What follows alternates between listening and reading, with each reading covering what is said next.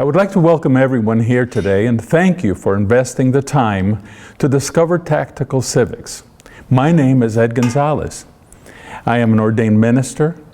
I am a father, grandfather, and a brand new great-grandfather. And it is for my children and grandchildren, my great-grandson, that I'm doing this. I'll do a slide presentation explaining the basic civics and our organization's tactics and strategy.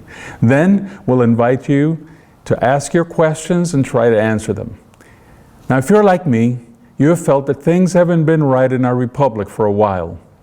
Then 2020 came along and things we suspected all along began to come to the light.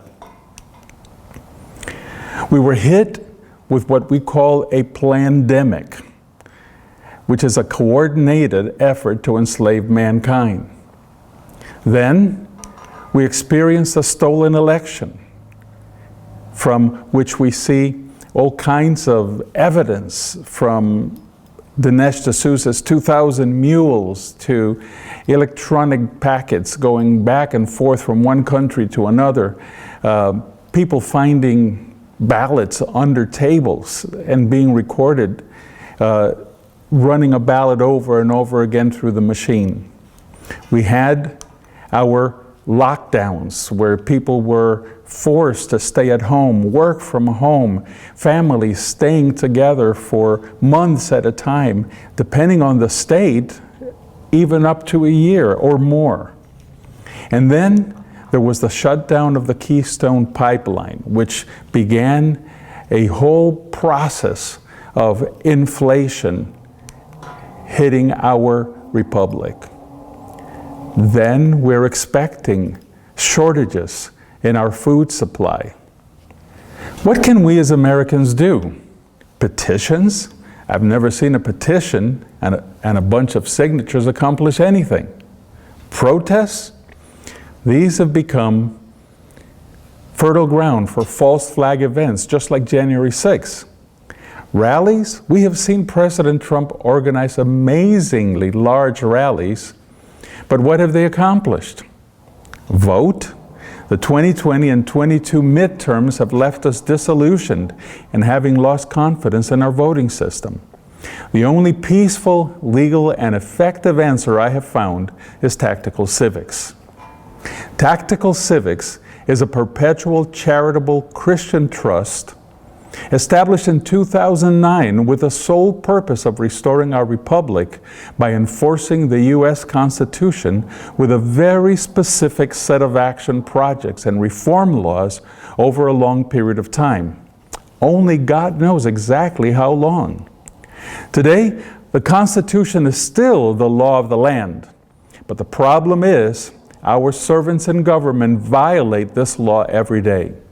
And now, for the first time in history, Tactical Civics is training Americans from our own counties to begin enforcing the Constitution.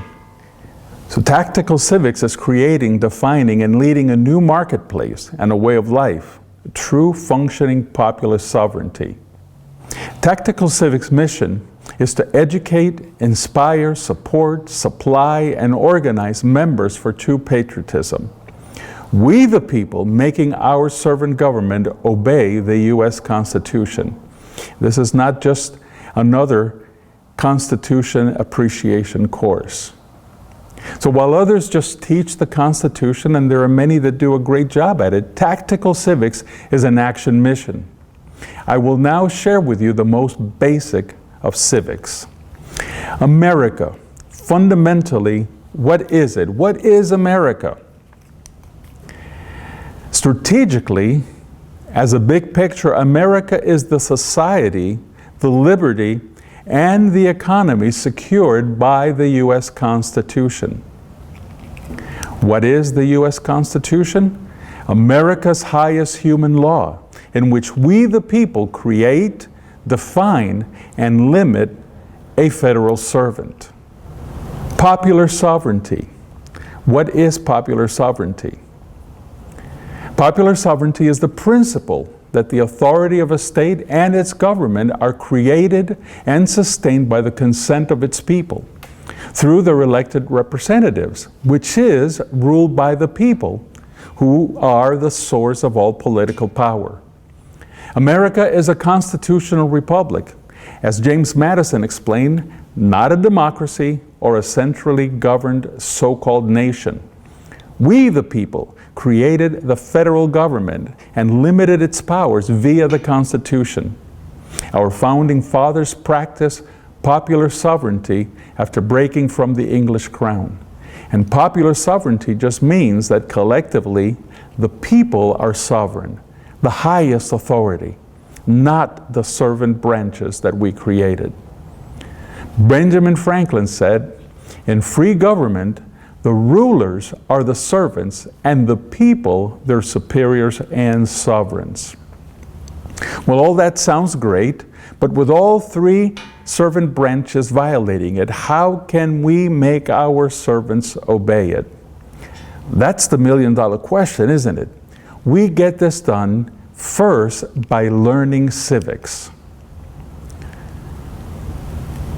This is the true structure of our government. Notice, we the people are on top. And when we serve in the grand jury and in the militia in our county, the two ancient law enforcement institutions brought over from England that we exercised until the Civil War, grand jury and militia are how we keep our servants accountable. The Tactical Civics Training Center has the books, the ordinances, and plans teaching you the history of grand jury and militia and the details of how we restore both institutions in each county. But here's the key. Not one of us was taught American civics as you see in this infographic. And no other people have ever enjoyed such authority or had such duty. Notice the horizontal line. We, the people, live free above that line, only to the extent that those who live and work below the line obey the Constitution. Today, they criminally climb over the line, violating their oath of office because we allow it.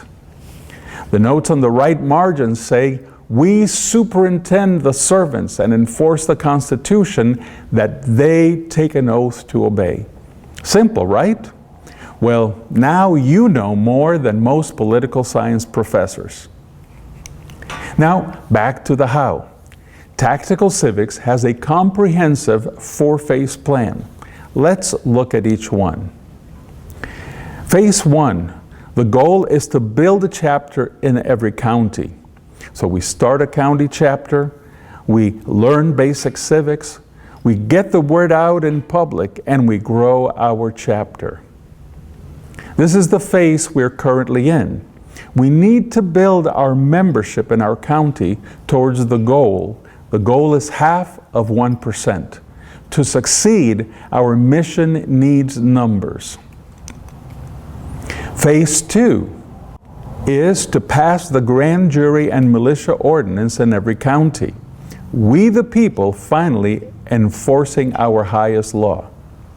When we have significant numbers, we have county government pass the grand jury and militia ordinances that Tactical Civics provides to bring legitimacy to the people's law enforcement institutions.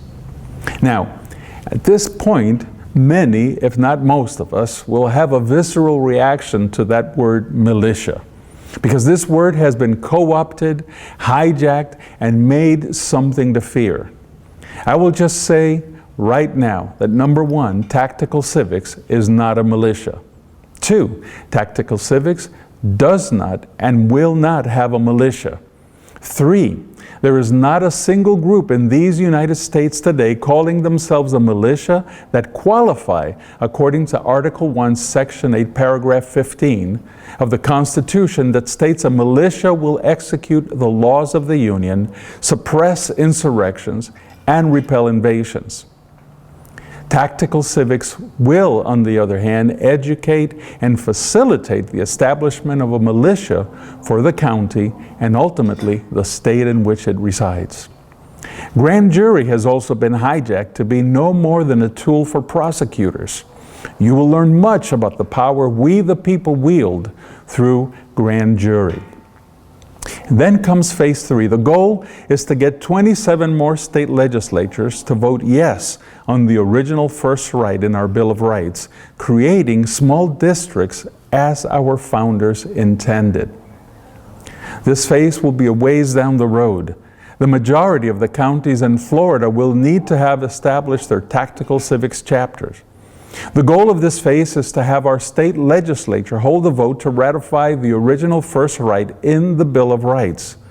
We need 27 more states to ratify it, and then it will become the 28th Amendment to the Constitution. What it will do is will break up the U.S. House into about 6,400 small districts instead of 435, allowing true statesmen to run for the House. The Tactical Civics Training Center has all the details about this amazing action project. And then, phase 4, bring Congress home. First, we put over 6,400 statesmen into office in much smaller districts, giving a voice to America's 31,000 small towns.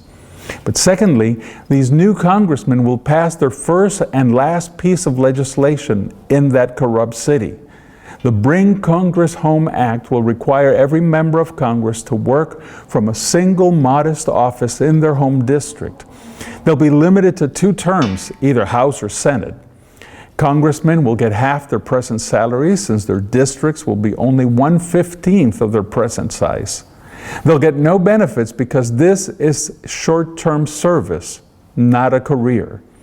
And their operating budget and expenses will be audited every year and posted on their website.